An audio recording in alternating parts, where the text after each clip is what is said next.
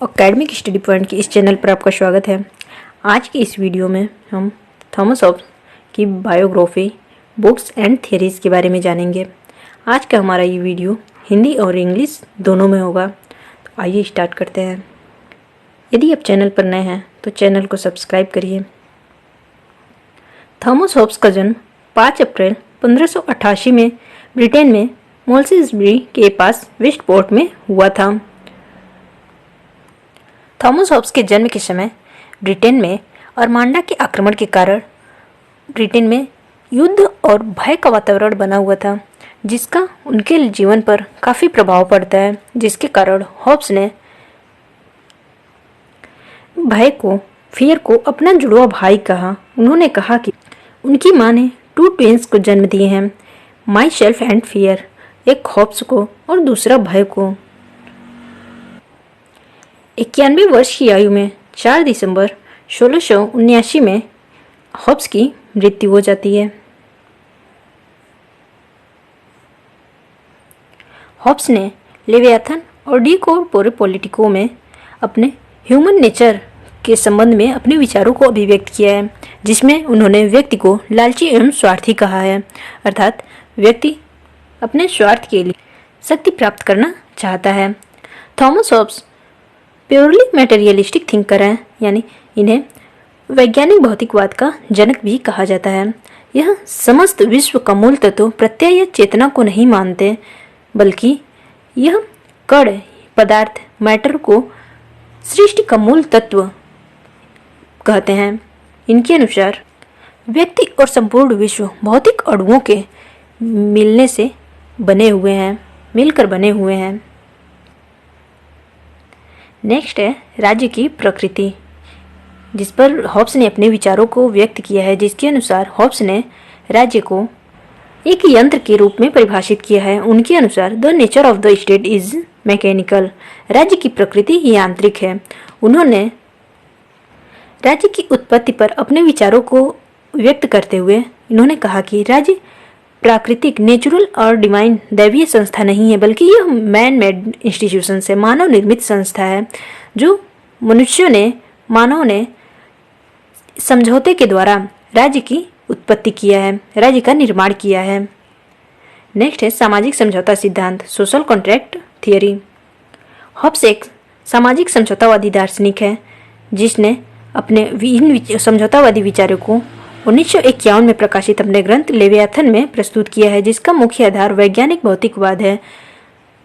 वैज्ञानिक भौतिकवाद के आधार पर ही समझौतावादी विचारों को व्यक्त किया है। हॉब्स के अनुसार केवल एक ही समझौते के द्वारा राज्य, समाज व सरकार तीनों का निर्माण होता है। समझौते का मूल उद्देश्य आत्म संरक्षण, सेल्फ प्रिजर्वेशन है, यानी कि व्यक्ति स्वयं की रक्षा के लिए एक समझौते के द्वारा राज्य व सरकार का निर्माण करता है। इस प्रकार राज्य, सरकार व समाज एक कृत्रिम संस्था, मानव निर्मित संस्था हो जाता है।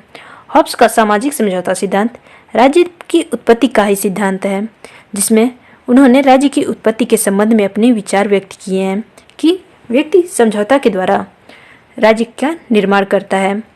यह व्यक्ति व समुदाय ने आपस में मिलकर ऐसा समझौता किया जिसके द्वारा वह अपना सेल्फ प्रिजर्वेशन, स्वयं का रक्षा कर सके। संप्रभुता सिद्धांत पर हॉब्स ने अपने विचारों को व्यक्त करते हुए कहा है कि sovereignty is the power, sovereignty एक ऐसा शक्ति है जो विशाल जनसमूह आपस में स्वेच्छापूर्वक समझौता करता यानी सरकार का निर्माण करते हैं, जिसका मुख्य उद्देश्य उनकी शांति और सुरक्षा के लिए उन सब की समस्त शक्तियों व साधनों का आवश्यकता अनुसार प्रयोग कर सकता है। इन्होंने व्यक्ति और समाज में उपस्थित समस्त व्यक्तियों ने जिन्होंने समझौता करके राज्य सरकार का गठन किया था, उन्होंने अपनी समस्त शक्तियों को सरकार को सौंप दिया। इस प्रकार वह राज्य को संप्रभु बनाते हैं।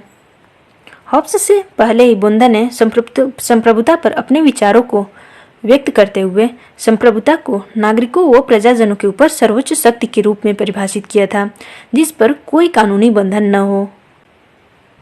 यहाँ हॉब्स के द्वारा प्रतिपादित कुछ सिद्धांतों के बारे में जानेंगे। सबसे पहले नेचर ऑफ स्टेट के बारे में हमने जाना कि राज्य की प्रकृति। हॉब्स ने राज्य को एक यांत्रिक यंत्र के रूप में परिभाषित किया है। नेचुरल लॉ, प्राकृतिक कानून पर हॉब्स ने अपने विचारों को व्यक्त करते हुए 19 प्रकार के नेचुरल लॉ का उल्लेख किया है।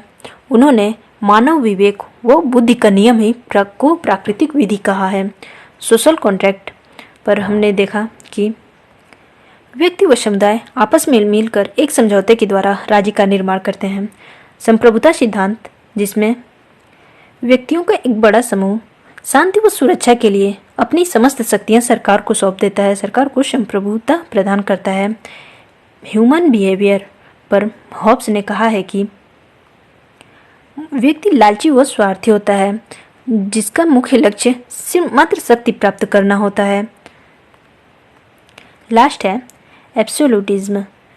हॉब्स ने अपने विचारों में राज्य को निरंकुश राज्य के रूप में परिभाषित किया है। हॉब्स व्यक्ति के आत्मसंरक्षण के लिए निरंकुश शक्तिशाली राजा का समर्थन करता है। एंड लास्ट में हॉब्स के द्वारा लिखे गए बुक्स के बारे में जानेंगे। हॉब्स की प्रथम book on the life of history of Thucydides, यह थ्यूसिडाइड्स की लिखी पुस्तक history of the Peloponnesian war का ट्रांसलेशन है, जिसे 1628 में प्रकाशित किया गया था। नेक्स्ट है elements of law, natural and politic, जो 1640 में लिखा गया था, जिसका पब्लिकेशन 1655 में किया गया था। एंड नेक्स्ट है डी सीवे, जो 1642 में पब्लिश हुआ था। And most important book Leviathan, Hobbes की सबसे फेमस बुक है लेवियाथन, जो 1651 में प्रकाशित किया गया था। डी कॉर्पोरे पॉलिटिको, जो 1650 में लिखा गया और 1655 में इसका पब्लिकेशन हुआ था। एंड नेक्स्ट है डी होमिनी, जो 1658 में पब्लिश किया गया था। एंड लास्ट है a dialogue on the civil wars, जो 1681 में पब्लिश्ड हुआ था। हॉब्स के द्वारा लिखे गए इन बुक्स के नेम और उनके क्रम को भी ध्यान रखिएगा। एग्जाम में अक्सर बुक्स पर क्वेश्चन पूछे जाते हैं। इस प्रकार आज का ये वीडियो समाप्त होता है। आई होप आपको वीडियो अच्छा लगा हो। वीडियो को लाइक एंड चैनल को सब्सक्राइब करिए। Thank you.